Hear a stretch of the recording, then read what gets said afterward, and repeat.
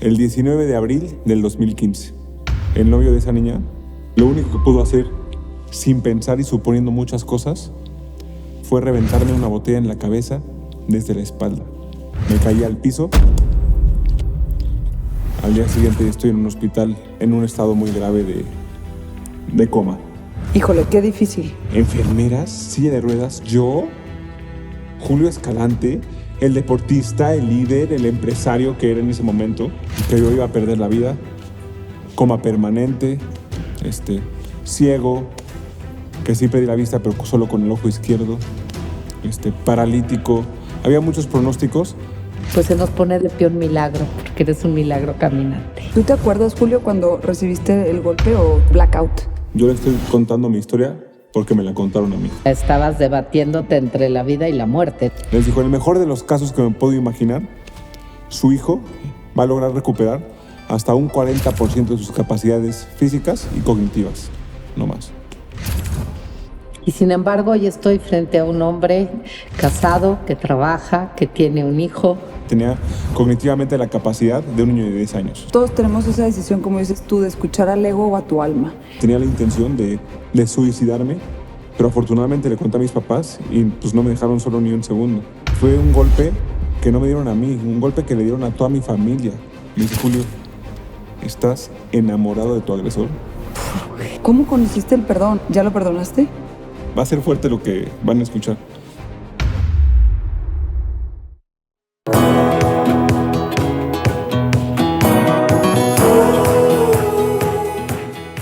Cecilia, ¿cómo estás? Bien, lista para un capítulo más que yo creo que va a dar mucha, no sé cómo llamarle, pero yo tengo mis cajas de Kleenex aquí atrás porque creo que el mojo de este podcast es que todos tenemos una historia que contar y que todas las historias cuentan y todas tienen, y creo que tu historia, tenemos aquí a una persona que tiene un corazón de gigante, literal, creo yo, y gracias por estar aquí a contar tu historia.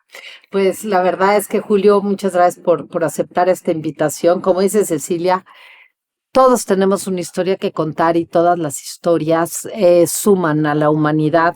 Algunas restan, pero todas podemos hacer que sumen. Pero tu caso sí creo que es un caso que inspira, que mueve y que conmueve. Así es que muchas gracias. Y pues empezaríamos por preguntarte a ti. Cuéntanos tu historia. Pues muchas gracias por invitarme. Es un honor para mí estar aquí con ustedes en este increíble podcast. Y bueno, les cuento mi historia. Fue hace algunos ayeres, hace 10 años, el 19 de abril del 2015. Yo estaba en Valle de Bravo, en casa de un amigo, como todos los fines de semana eran. Y mis papás estaban en la casa también. Y le dije, oye, me voy a quedar a dormir aquí porque voy a salir en la noche de fiesta. Entonces ya llegó la noche, nos bañamos, nos arreglamos, nos perfumamos. ¿Cuántos años tenías? Nos pusimos bien guapos, 23 años, en la edad de la fiesta. Uh-huh. Bueno, desde los 17. Bueno, de los sí. 17 la de la De los fiesta. 23 era... Sí, la que tocaba. Entonces ya, nos pusimos bien guapos. Nos vamos a el antro que se llama La Pachanga ahí en Valle de Bravo. Y que íbamos muy seguido. Era como nuestra segunda casa. Nos conocían los cadeneros, teníamos siempre la mejor mesa en la pista. O sea, era mi segunda casa y nunca me imaginé que algo me pudiera pasar ahí, ¿no? Entonces ya, estamos ahí bailando, cotorreando. Yo estoy platicando con una chava. Le estoy contando todas mis penas y a todo dar. Y de repente, otra niña va caminando. Yo estaba muy cerca del baño de mujeres. Y otra niña, caminando, choca conmigo. Y yo, como hubiera hecho cualquier hombre, me volteo, me disculpo y le pregunto si está bien. Y en ese momento, el novio de esa niña me vio pero tan guapo, Qué bárbaro. que lo único que pudo hacer, sin pensar y suponiendo muchas cosas, fue reventarme una botella en la cabeza desde la espalda. No la pude bloquear, no la pude esquivar. En ese momento me caí al piso Se armó ahí un relajo, prendieron las luces del antro, se acaba la fiesta para todos y llega ahí por mí la ambulancia y al día siguiente estoy en un hospital en Ciudad de México, em, eh, a punto de perder, en un estado muy grave de coma. Ok, ¿tú te acuerdas, Julio, cuando recibiste el golpe o fue No, tipo blackout? blackout. Yo le estoy contando mi historia porque me la contaron a mí. Ok. ¿Cuánto tiempo estuviste en coma? 3 semanas.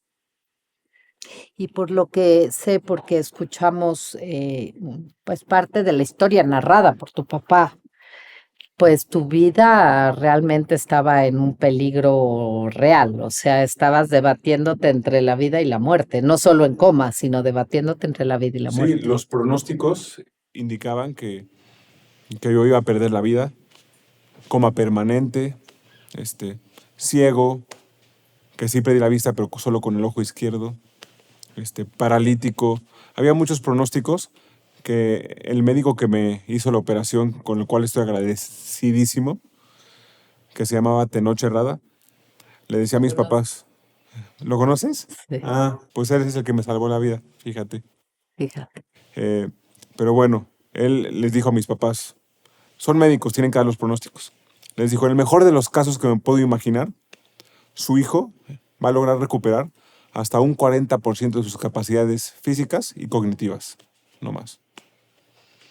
Y sin embargo, hoy estoy frente a un hombre casado, que trabaja, que tiene un hijo y Correcto. que pues se levantó de ese pronóstico para escribir su propia historia de resiliencia. Y en lo que pude escuchar, que de verdad te agradezco que nos compartieras esa parte, veo una figura por ahí que dijo de aquí no nos rajamos, que fue tu mamá, Mi ¿no? mamá. Mi mamá es la que creó la realidad de que yo saliera adelante. Mi papá, pues como todo hombre, le creía al médico lo que decía. Y mi mamá le hacía así. La veían como una loca bailando. Pero es que ella había tomado una terapia de Theta Healing y hacía cancelo, cancelo. Las palabras, los pronósticos que le decía el médico a mi mamá, cancelo, cancelo. A mí esto no me Esto entra. no es la realidad es otra. Entonces mi mamá, con su locura y con su amor y con todo el cariño que le metió al caso, me hizo salir adelante mi mamá. Sí, a ver, Julio, en ese video, digo, me voy un poquito más para atrás, si se puede, si es que te acuerdas. O sea, tú de repente viste blackout y luego, ¿cuándo es que te acuerdas que abriste los ojos? ¿De qué te acuerdas? ¿A quién viste? ¿Te acuerdas cómo fue ese proceso de irte poco a poco? Porque a eso es lo que iba. O sea, tu mamá, o sea, fue un proceso largo donde empezó a hacerte cariñitos, donde no te dejó de tocar, tú estando en coma. ¿Cómo fue eso? Bueno, yo estaba en coma, me estaban acompañando mucha gente. La sala de espera de terapia intensiva de ese hospital, había en promedio 100 personas ahí, muchos amigos. Mi tía se volvió cadenera porque teníamos media hora para que pudieran entrar a verme y mi tía de cadenera de que tú 5 minutos, así en fila, recibía muchísimo cariño. La verdad soy muy afortunado en las amistades y en los familiares que tengo, pero yo no me acuerdo absolutamente nada. Yo no me acuerdo, o sea, obviamente, desde mi punto de vista, yo escuchaba todo y sentía todo el amor que me rodeaba y por eso logré salir adelante. Pero yo no me acuerdo ni de un minuto del hospital. En el video vieron que en el hospital yo empecé a ya a hablar, a convivir con los demás, a bailar en mi cama, o sea, acostado en la cama, pero yo no me acuerdo de absolutamente nada de eso. Qué barbaridad. Mi primer minuto de conciencia real fue en una mañana que me levanto en mi cama Ya en tu de casa. casa de mis papás. Híjole. Ay, me levanto y tengo ganas de ir al baño. Me sentía lento de la mente, me sentía raro, no veía con un ojo. Bajo las patas de la cama para ir al baño y no me podía levantar de la cama. Y yo, ¿qué está pasando? ¿Qué hice ayer? ¿Qué tan borracho me puse ayer ¿Cómo crees, por estar Julio? así? Intentaba otra vez levantarme y no podía levantarme de la cama. Volteo para atrás y que mi mamá estaba acostada junto a mí. Yo dije, en la mamá. Me va a matar de cómo ¿Cómo me llegué habré ayer. puesto que hasta mi mamá tuvo que dormir junto a mí? La despierto y le digo, oye, ma, tengo que ir al baño y no me puedo levantar. Y pensando hacia mis adentros, Ahorita. perdón por cómo llegué. Y mi mamá me responde, espérame aquí, Julio. Ahorita voy por tus enfermeras y por tu silla de ruedas para llevarte al baño. Y yo, ¿enfermeras? ¿Silla de ruedas? ¿Yo? Julio Escalante, el deportista, el líder, el empresario que era en ese momento. ¿Cómo, mamá? ¿De qué estás hablando? Y ahí me contó la historia que me pasó. Híjole. Él te contó y cómo lo recibiste. O sea, cuando te empezó a contar, porque digo, a lo mejor es delicado hablar del tema, pero supiste quién fue. Me contaron Un poco a proceso. poco. Ok. Me contaron poco a poco. Pero sí, desde el primer día supe que me habían reventado una Alguien. botella a alguien y yo vivía odiando a un desconocido que me había dejado, no quiero decir una palabra en francés, pero Ujú. me ha dejado jodido. Sí. Y yo odiaba a esa persona con todo mi ser. Que ni siquiera sabía quién era, pero pues ahí estaba el odio y el rencor. Sí, porque tú te levantaste un día y ya no podías caminar, no podías ir al baño. Ajá, y me dicen que hay un culpable. Sí, que no fuiste tú solito en tu Ajá. borrachera. Y yo nunca me he peleado, yo soy súper buena copa, yo estaba en mi mejor época, estaba dándole mucho al ejercicio, estaba tomando muy poquito, o sea, estaba como que me había preparado para recibir el golpe. Así de fuerte así de cañonas son las diosidencias. Yo me preparé para recibir ese golpe. Yo estaba tomando cursos de superación personal, estaba tomando cursos de financieros porque estaba con mi negocio del café, este, que yo compraba café verde, lo tostaba y se lo vendía a empresas el café. Y tenía una empresa que se llama Cofear, que yo quería que Cofear algún día se convirtiera en un verbo que estuviera en el diccionario. En lugar de vamos por un café, Vamos a vamos a cofear. cofear, Lo voy a robar. ¿no? Yo que soy Echarse muy a confiar. cafetera. Entonces, pues ahí estaba yo con todo. Estaba en una época extraordinaria. Me estaba yendo muy bien y estaba muy fit, estaba trabajando mucho en mí, pues. Y, y justo en esos momentos fue cuando recibí el golpe. Fíjate Estaba preparado de alguna manera. que yo cuando veo el video, y qué bueno que está el video, porque te tuvieron que contar tu historia, y qué bonito que la filmaron, porque es una historia, pues yo diría, suena horrible, pero muy completa, porque hay todo, fíjate. Hay drama, porque pues hay un drama brutal, pero a la vez hay una solidaridad, hay una empatía, hay una cantidad de cariño. A mí se me salieron las lágrimas cuando vi el apoyo de tus hermanos.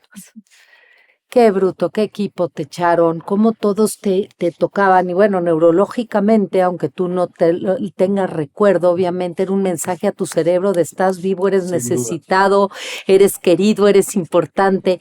Y cómo te tocaban y eran unos y otros y otros. Entonces hay toda esta parte de amor humano, hay toda esta parte de una mamá decir, pues aquí hacemos, como dicen, ay, no, un pacto con los doctores de que aquí lo vamos a sacar. Y luego atrás hay un ejército espiritual que hace peregrinaciones, oraciones, que se van a la villa caminando todos para pedir. Y la verdad es que cuando ves cómo de una tragedia se juntan la fuerza del amor, la fuerza de la fe, la fuerza de la familia, la fuerza de la ciencia, la fuerza de la solidaridad, pues se nos pone de pie un milagro, porque eres un milagro caminante. Sí, Sí. gracias. Oye, a ver, dime algo. Tú cuando dices que te levantaste y no podías caminar, te diste cuenta que no podías ver, ¿cómo fue el proceso de darte cuenta que emocionalmente que perdiste? O sea, dentro de ti, como dices tú, yo estaba preparándome el café. ¿Cómo fue darte ese tope de decir, ¿y ahora? Bueno, yo, se hizo una sopa revuelta en mi cabeza. Ok. Yo me levanté, me contó la historia de mi mamá y yo creí que yo tenía 18 años. Que tenía 23. Yo como que se me borraron años, según, pero me acuerdo de los festejos de mi cumpleaños de los 21, 22 y 23. O sea, como que se hizo algo muy raro en mi cabeza. Este, me acordaba de todo lo que vi con mis amigos, de las fiestas que me fui, de las malas portadas que le hice a que hice a mis papás sufrir, que todo eso ya tenía 22 y 23 años. Este, entonces, fue algo muy raro en mi cabeza, no sé cómo explicarlo, pero me sentía en un sueño, sentía que estaba viviendo una pesadilla, que esto no era mi realidad. Y yo, como mi mente era tan infantil, había visto antes de mi accidente una película que se llama Inception, Ujú. de Leonardo DiCaprio, Sí. en donde se meten a los sueños de la gente. Entonces dije, estoy en un sueño. Yo me muero aquí y me despierto en mi realidad y regreso a ser ese Julio que yo había construido. Entonces yo le comenté esto a mis papás y tenía la intención de suicidarme, pero no para matarme. Tenía la intención de suicidarme para despertar en mi realidad, en la que me merezco, en la que yo creé. Pero afortunadamente le conté a mis papás y pues no me dejaron solo ni un segundo. Digo, y no tenía mucha capacidad para suicidarme porque estaba en una silla de ruedas y no me podía levantar de ahí, no podía hacer nada. Híjole, Julio, ¿cómo fue, o sea, ese proceso de ir aceptando tu nueva realidad? O sea, me imagino que, como dices tú, entre la sopa, o sea, perdón, La desmadre mental, la confusión, sí. confusión, el enojo y lo de decirme, esto no es mi vida, ¿qué es esto? No me puedo imaginar por lo que pasaste y seguramente ahí tu mamá también estuvo muy presente, tu papá.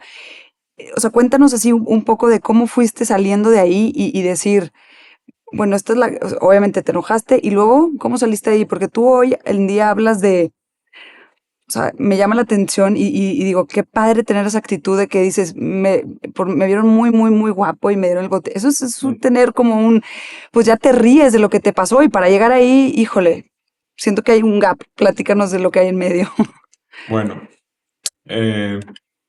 ya me perdí en la cabeza lo que sí les iba a contar, pero acuérdense que me dieron un madrazo en la cabeza, así que tengo buen pretexto, ¿eh? No, pero sí, o sea, ¿cómo Pero fuiste trabajando este duelo de ya, ya no está el Julio que había y ahora tengo que hacer las bueno, paces o pasar a conocer al nuevo Julio? claro, pues les comenté que yo creí que era un sueño. Y logré entender, poco a poco entendía que no era un sueño, porque era la realidad, porque cada vez que me despertaba decía, si es un sueño, ¿por qué no me despierto en mi realidad? Era la mente de un niño de 10 años, ¿eh? Tenía cognitivamente la capacidad de un niño de 10 años. O sea, sí me afectó fuertemente el golpe. Entonces tenía pensamientos muy raros, no era una persona normal. Y, y poco a poco decía, como que esto sí es real. Me costaba trabajo aceptarlo, pero un día me acuerdo muy bien, en donde un primo mío leyó un poema en una comida que estábamos familiar, que ese poema lo puse en el video, no sé si se acuerdan de escucharlo. Lo primero que dices Ujú, lo El de Julio, gracias por ser nuestro maestro, ujú. en esto Sí, termina. sí, sí. Ahí me di cuenta que no estoy soñando, que es una realidad y que yo no soy la víctima, que no nada más me pasó esto a mí, que mis papás también sufrieron, que mis hermanas también sufrieron, que mi abuela también sufrió, que mi abuelo que falleció cuando yo estaba en el hospital también sufrió. Me di cuenta de que esto no se trataba solamente de mí. Me di cuenta que era mi realidad, una realidad difícil y que fue una tragedia que nos afectó a todos. Qué capacidad de empatía, ¿no? Porque desde tu, digo, sin duda impactó a todos, pero qué fácil es para nosotros, o por lo menos a mí me pasa, que qué fácil nos vamos a envolver en la sábana del victimismo, ¿no? Porque el victimismo digo, fuiste víctima de algo, eso sin duda, pero el victimismo es más una actitud que una situación. ¿Y cómo fuiste capaz, en medio de ser víctima de algo que te cambió la vida y que se dice fácil ahorita que te vemos con el piecito cruzado y sabiendo que tienes hijo y que estás casado, pero esa capacidad de pensar en el dolor de los demás está cañón, ¿eh? O sea, yo creo que independientemente hay un fondo de un ser humano tremendamente noble en ti. Pues probablemente yo soy de una familia, de un papá muy trabajador, un gran ejemplo, de un abuelo materno muy trabajador, también un gran ejemplo que ayudaba a quien pudiera ayudar. eh, y ejemplo de una mamá extraordinaria que emanaba mucho amor. Bueno, emana mucho amor, afortunadamente todavía emana mucho amor. Entonces, yo, yo creo que sufría tanto yo en ese sueño, esa realidad, Nueva realidad. nueva realidad, que no quería que sufrieran los demás. O sea, decía, esto es mío, o sea, no me gustaba ver a los demás sufrir, pero ese día con ese poema me di cuenta que fue un golpe que no me dieron a mí, un golpe que le dieron a toda mi familia. Sí. Ahí logré entender que esto no se trata exclusivamente de mí. Hay una frase de tu mamá que me sacudió que dijo, en ese momento, cuando vi que iba a vivir, él se volvió mi prioridad y todo mi tiempo y todo era para él. Y me encantó cuando dice, y si una vez lo enseñé a caminar y a hablar y a comer, lo vuelvo a hacer. Y ahí es donde dices, es que, qué amor. O sea, Y lo volvió a hacer, su amor te puso de pie. Sí. lo volvió a hacer. Yo creo que hay un elefante aquí que lo tengo que sacar y perdón que me concentre en esto, pero es que no puedo creer, o al menos yo que soy rencorosa. Es la misma pregunta que seguro traigo en Es la que, lengua. o sea, te voy a decir la verdad, a mí le hacen eso algo a mi hijo, le hacen eso a mí, o sea, no te caíste, no fue un accidente, te lo hicieron. Tú, como dices tú, mi vida me cambió de un segundo para otro y o sea, fue algo muy grave. ¿Cómo conociste el perdón? O sea, perdón, pero híjole, qué difícil. ¿Ya perdonaste a esa persona que no conoces? ¿Ya lo perdonaste? Sí, ya lo perdoné. Y Perdón, ¿sigues sin saber quién es? no, sí, sí sé perfecto quién es. ¿Te pidió perdón? No me pido perdón para nada. Ok. De hecho, vivimos cosas, no tan agradables. Por ejemplo, cuando yo estaba en coma en el hospital, llegó una señora. Esto también me lo cuentan, ¿eh? Acuérdense Sí, que yo me estaba quedé en claro. coma. Ajá. Sí. Pero llegó una señora y mi mamá a saludar a mi mamá se levantó y llegaba tanta gente, tantas mamás de mis amigos que no conocía que saludó a todos. Y abraza a la señora tenía pues, como que una vela o algo así, y dice, soy la mamá de Miguel, que se llama Miguel, mi agresor, ¿no? Y mi mamá de que, "Ay, por favor, vete." Y su mamá decía, no, es que mi hijo no puede dormir, por esto de mi hijo, en lugar de decir cómo los ayudamos, cómo los apoyamos, fue a pedir piedad, yo creo que piedad para que no tomáramos Levantada. actos legales, ajá, los cuales mi papá sí tomó. Eh, y ya, y ¿Procedió? una amiga de mi mamá, sí, una amiga de mi mamá la agarró y la estaba empujando, la empujó al elevador. Y le decía, es que mi hijo está muy triste. Y la amiga de mi mamá le decía, a ver, ¿tú le hablas a tu hijo y te contesta? Sí. Pues qué afortunada, porque nosotros le hablamos a Julio y no nos puede contestar. O sea, así la fue empujando y ya. Y a la vez, fíjate, digo, yo no voy a disculpar ni al agresor ni a la mamá del agresor, pero me llama la atención cómo al final, del otro lado de la historia, hay una mamá que qué duro que, que a tu hijo le pase lo que te pasó, pero qué duro que tu hijo provoque algo así, ¿no? Ajá. Y yo creo que la mamá, porque es mamá y por amor, creía la versión de él. Que, que la mamá fue, en esa noche le dijo que tu hijo y mi hijo no le reventó una botella a tu hijo. Ellos tenían problemas desde hace mucho tiempo y por eso se pelearon. Yo nunca he tenido problemas con nadie y, pues yo no me peleé, nunca me he peleado. Pero se enteró de que había sido por un botellazo porque era un caso muy sonado, todo el mundo sabía. Pero su hijo le dijo, mamá, es que no fue con un botellazo, no sé por qué la gente dice eso. Este, yo me peleé con él porque él fue con mi novia y le faltó al respeto a mi novia y así. ¿Cómo perdonas eso, Julio? Y la mamá es lo que cree. Y por amor fue a, ¿Cómo perdonas eso? Como dice Cecilia, ¿cómo se le hace para darle la vuelta? pues, no, cambio de libro y ya. No. Mira, ahí les va la historia del perdón, que es una historia muy buena y el perdón no es algo de un día para otro, no es una decisión, Un se requiere de proceso. trabajo constante.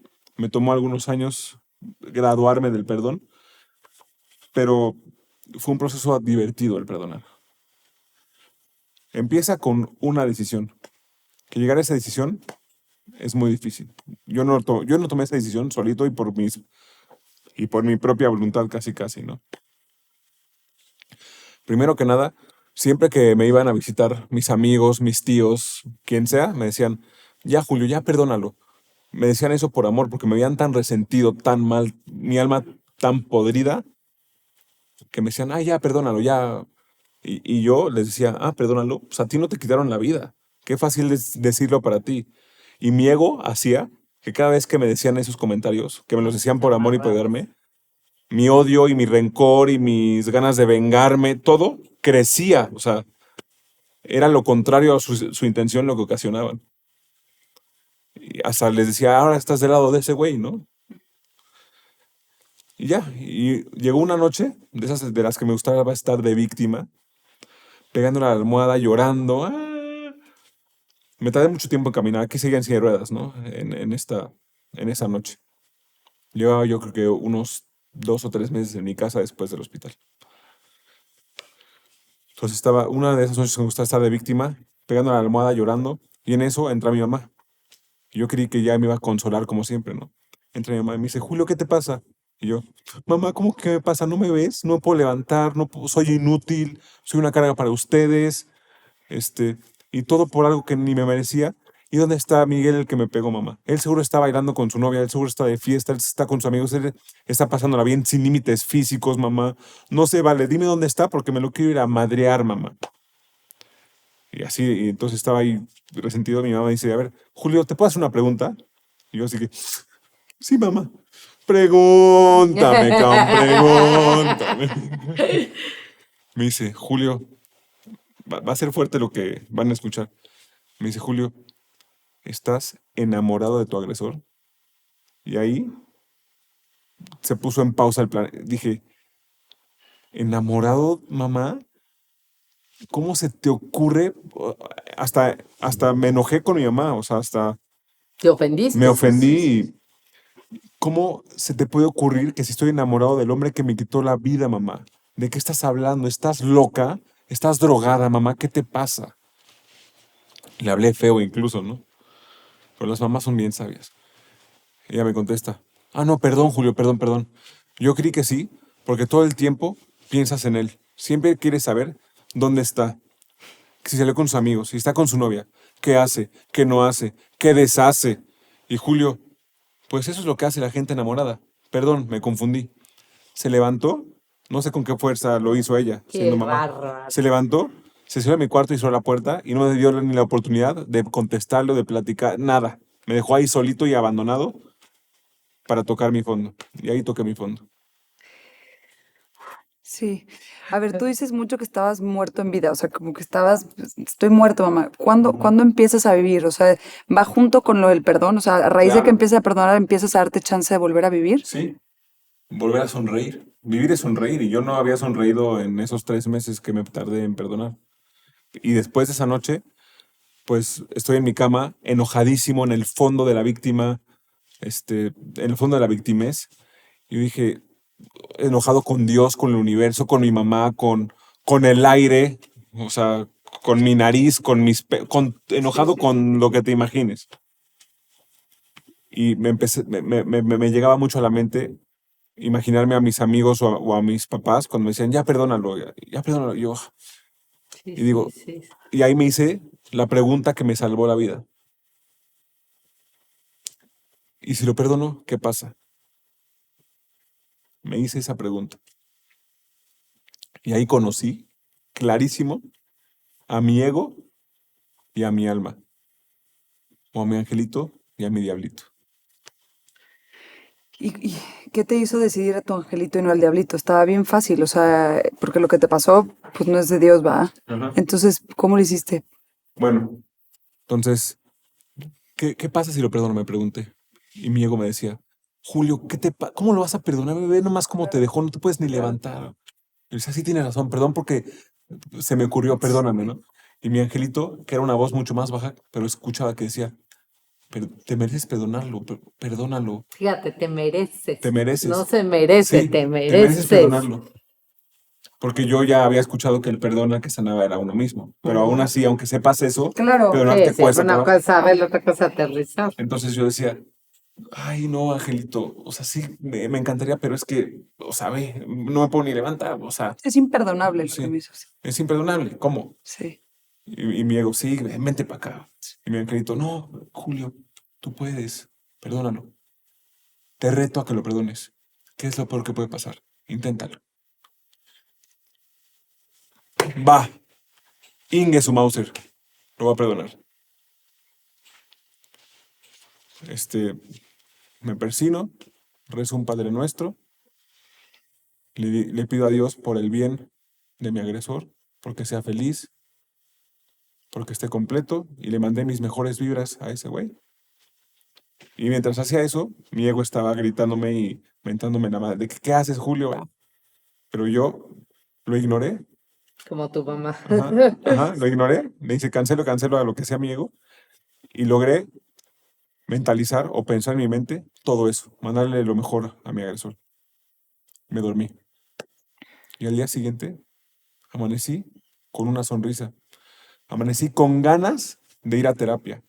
Que ir a terapias me chocaba. Como yo era víctima, iba a terapias y me levantaban las piernas y así yo, es que yo no me merezco esto. ¿Por qué? ¿Por qué? Mi pregunta era ¿por qué? ¿Por qué a mí? Después del perdón, logré cambiar mi por qué a para qué y encontré la respuesta. Fue para convertir la tragedia en un éxito y para compartir a los demás y para que esto sea algo mucho más grande que pobrecito de mí. A ver, tú dices que el perdón fue una decisión de un segundo, Sí, que dices eso que me conmovió muchísimo. No te venían después ratos otra vez de Claro. ódialo, ódialo. Entonces claro, fue una lucha, me imagino, un por proceso. supuesto. Y hoy en día tienes todavía esas, o ya cada No, vez es ya, mucho más bajito ese volumen y ya, hoy ya me gradué, como decías, Ujú. ok. pero ahí les va. Entonces ya, ese día que me levanté, fui con ganas a las terapias, le echaba ganas, empecé a tener esperanza de que iba a volver a caminar, empecé a ver rutas que me llevaban al 100% de mi recuperación, que antes no creía que me iba a lograr recuperar, pero empecé a sentirme hasta motivado. Entonces iba a mis terapias, le echaba muchas ganas, me intentaba levantar y así, y no podía levantarme, y ahí está mi ego. Me lanzaba este pensamiento, "Shh", no puedo levantar y Miguel burlando, bueno, mi agresor burlándose de mí, él brincando los límites físicos, riéndose en mi cara, y regresaba el rencor y el enojo y cada vez que me pasaba eso, cada vez que mi ego traía a mi agresor a mi cabeza, yo hacía una pausa sin importar lo que estuviera haciendo. Estuviera en terapia, estuviera en el baño, estuviera en una plática, estuviera en lo que sea, hacía una pausa. Yo inventé este ejercicio y me funcionó cañón. Respiraba profundo, me calmaba, me imaginaba a mi agresor, el querido Miguel, en mis pensamientos, que ya sabía cómo era porque ya me habían enseñado fotos de él. Me lo imaginaba. Me imaginaba que me acercaba a él, lo abrazaba, lo iluminaba de dorado. Le decía, Miguel, no tienes nada que hacer aquí, por favor, vete. Me alejaba yo. Miguel se agachaba y se ponía de pompitas. Y yo, como si fuera futbolista profesional, me acercaba, lo pateaba y salía por mi oreja, salía de mi cerebro por mi oreja y se iba lejos, lejos, lejos a casa de la chiflosca, ya sabes. Y así seguía con mis terapias, seguía con mi actividad. Y mi ego me lo regresaba 10 veces al día. Después 5 veces al día. Después 3, después 2, después una vez a la semana, una vez al mes. Hasta que hoy mi agresor no llega en ningún momento a mis pensamientos. Y cuando lo traigo yo conscientemente, no es para odiarlo ni para resentirlo. Es para agradecerle. Gracias, Miguel, por esta enorme prueba que me pusiste, que me dio muchísimo más de lo que me quitó. Ay, No, hombre, Cecilia, Julio, no. ¿qué se necesita, o sea, para hacer eso? ¿Qué tiene adentro de él? Pues yo creo que lo que decía yo, creo que de verdad tenías un alma muy noble. Creo que tienes una fuerza interior que a lo mejor no había tenido la oportunidad de salir. Tienes un equipo de vida envidiable. Tienes una fe viva porque tú rezaste el Padre Nuestro y pediste ayuda para perdonar. Y tienes un amor a ti mismo cañón, ¿eh? Porque al final ese mandarlo a la fruta cada vez y cada vez es una decisión continua. O sea, no decidiste perdonar de una vez para siempre, pero te quisiste lo suficiente para no dejar que ese pensamiento intrusivo destruyera tu presente. Sí. Me pongo de pie, ¿eh? Qué cosa. Sí, Julio, tú en algunos mensajes que das dices a la gente, atrévanse a vivir sin miedo. Y yo te quería preguntar, o sea, ¿te quedó el famoso PTSD? O sea, como ese trauma de que tú estabas así de la nada, te cambió la vida. O sea, ¿cómo le haces para, o te costó cuando estabas no sé si has vuelto a ir a un antro, a alguna fiesta, sentir esa ansiedad de que alguien va a llegar o ese vivir sin miedo, como dices tú, ¿cómo le hiciste para quitarte ese miedo? Yo viviría con mucho miedo. Sí, fue un proceso muy largo también. Yo cuando todavía estaba mal en mi casa, ya no podía salir de antro, no podía, durante 3 años no podía tomar ni una gota de alcohol. Que hoy me doy cuenta que fue un gran regalo que no haya podido tomar porque pues ya he estudiado más el consumo de alcohol y el consumo de alcohol también, aunque estés de buenas y estés con tus compadres y pasándola bien, pues el consumo de alcohol afecta al cerebro negativamente. Sí, Aunque te seas lo buena copa, daña, aunque tú eres una copita, ¿no? lo daña, lo Ajá. daña. Pero bueno, 3 años me lo prohibieron. Pero yo estaba muy nervioso cuando mis hermanas salían de noche. Porque me pasó a mí, yo me imagina, digo, mente infantil, pero yo me imaginaba de que vayan con un casco mínimo, o Sí, sea, sí, ¿no? sí, sí, sí. Sí. Y me costó mucho trabajo. Pero ya poco a poco fui entendiendo que el mundo no gira alrededor de mí. O sea, el mundo no gira alrededor de lo que me pasó a mí, sino que yo soy yo el que gira alrededor del mundo. Yo decido cómo impactar a cada persona por la que voy pasando. Pero soy yo el que gira alrededor del mundo, no el mundo alrededor de mí. Híjole, sí. Hay un libro que me encanta de esta mujer Eger, que ella es sobreviviente del holocausto. Y pues cuando alguien pasa por eso, pues creo que vive tres cosas que son, pues el psiquiatra Spitz lo dice muy bien, ¿no? O sea, que son inevitables en toda vida. Él dice que la primera es el dolor, en algún momento te va a llegar de una u otra manera. La segunda es la incertidumbre y la tercera es la necesidad de un trabajo continuo en uno mismo, ¿no? Él dice que esas son una realidad inevitable, ¿no? Y basado un poco en eso, viendo, ella decía, bueno, primero el dolor, pues tú imagínate, perdió a la mitad de su familia, estaba con su hermana en el campo. Sí, no. Dime, para dolor el de Auschwitz, ¿no? Segundo, la incertidumbre. Ella, creo que ya platicado esto aquí, que decía, yo abría la regadera y no sabía si iba a salir agua o gas. O sea, para incertidumbre, amanezco o no amanezco, ¿no? Sí, no. Y tercero, el trabajo, porque decía sobrevivir era una cosa de todos los días. Y ella, además de que escribió su novela o su historia en La bailarina de Auschwitz, luego hace un libro que se llama El regalo, The Gift. Y la verdad, a mí me gusta mucho leer y he leído mucho. Y este fue un regalo para mí. Y una de las cosas, y aquí te estoy encontrando, por eso lo traigo, ella habla de 11 prisiones o cárceles en las que nos podemos meter con lo que nos pasa. Y entre otras habla de esa, el victimismo, el alimentar el rencor, porque tienes cómo, o sea, tienes de dónde, o sea, Tienes motivos y camino. razones y pretextos tienes. Entonces ella dice, no, o sea, lo puedes convertir en una causa, esto me pasó y ahora qué hago, o en un pretexto, bla, bla, bla. Y ella decía, la diferencia que yo vi entre los sobrevivientes y los que no, es que los que no sobrevivieron se preguntaban, ¿por qué a mí? Y los que sobrevivimos nos preguntábamos, ¿y ahora qué sigue? ¿Hoy qué sigue? ¿Hoy qué tengo que hacer? Y veo eso en ti, o sea, cuando decidiste romper esta prisión de el rencor, de seguirte haciendo la víctima, cuando volteas a ver a los demás y sobre todo es hoy que toca, y hoy toca terapia, y hoy toca mandar este pensamiento para allá. Y creo que la verdad es que el que rompe, la verdad, la prisión, eres tú. O sea, eres el héroe de tu historia. Sí, sin duda. Tengo muchos acompañantes que me dieron muchísimas herramientas que me ayudaron cañón, pero sí, al final, si alguien no quiere salir adelante, por más apoyo que tenga, nunca será capaz. Sí, o sea, al final todos tenemos esa decisión, como dices tú, de escuchar al ego o a tu alma. Y esa es una decisión de cada quien solo en sus adentros. Y sí hay gente que decide escuchar al ego, que al final, pues yo creo que como dices tú, se quedan pues muertos en vida. Yo, Julio, la verdad te quiero agradecer. O sea, qué padre. Tú hablas mucho que creaste una mentalidad y la creaste tú y la estás compartiendo y es de valientes compartir, como siempre digo. Y tú hablas mucho de que las cosas no te pasan a ti, sino pasan para ti.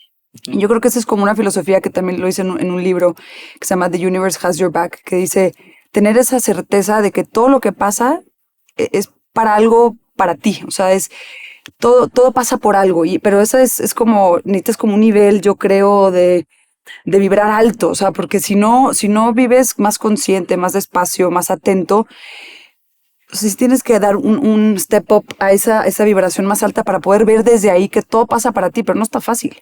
Sobre todo, Cuando para ti, ¿para qué? Tú decidiste que pasara para tu bien. Ahorita que dijiste, le acabo agradeciendo a Hijo. O sea, esa decisión de acomodar, la verdad, sí, perdón, es el título de este podcast, pero de meter luz en esa sombra, pues creo que inspira, creo que edifica, creo que mueve, creo que conmueve.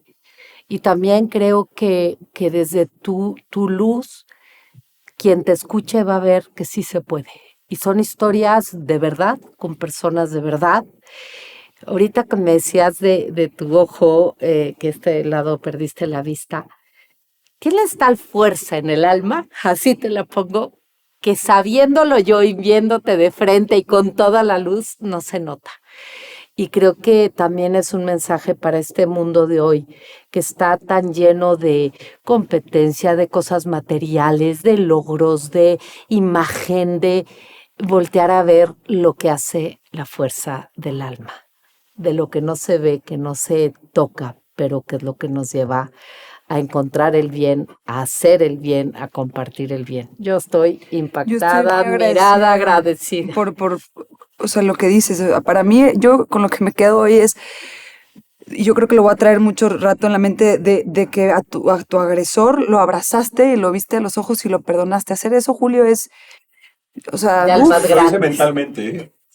Lo hice eso mentalmente. Físicamente no lo he visto nunca en mi vida. no, mentalmente, no, me queda claro, no, mentalmente o sea, ya con eso. Eso es, para mí admirable y sí, pues yo me quedo calladita Calladita, con mucho que reflexionar, Sí. mucho que agradecer, No, hombre, gracias a mucho que ustedes. aprender Sí. y mucho que reconocerte y admirarte, porque personas como tú ayudan a que todos de nuestras cosas nos pongamos de pie. Muchas Sí, yo voy a cerrar con lo que tú dices, que dices, shit happens, but miracles too. Y pues recordar que eres un milagro y que estás aquí por algo. Es que yo soy un milagro, pero tú también, y tú también. Pues sí, pero Todos tú somos nos un lo milagro. recuerdas de una manera un poco más drástica. sí. Mira, tienes Entonces, aquí a nuestro muchos equipo milagros aquí. boquiabierto, hola a todos. vibrando. Gracias, Gracias, Julio. Julio. Felicidades y no dejes de Y contar tu ánimo. historia. Sí, síguelo No contando. dejes de contar No te tu historia. canses. No me cansaré nunca. Mientras pueda ayudar a alguien, Y nada ahí más te estaré. digo que tu hijo es un privilegiado de tenerte por papá. Mi hijo es un hermoso. Gracias, Y mi Julio. esposa, más aún. Uf. Gracias. Gracias a ustedes. Gracias.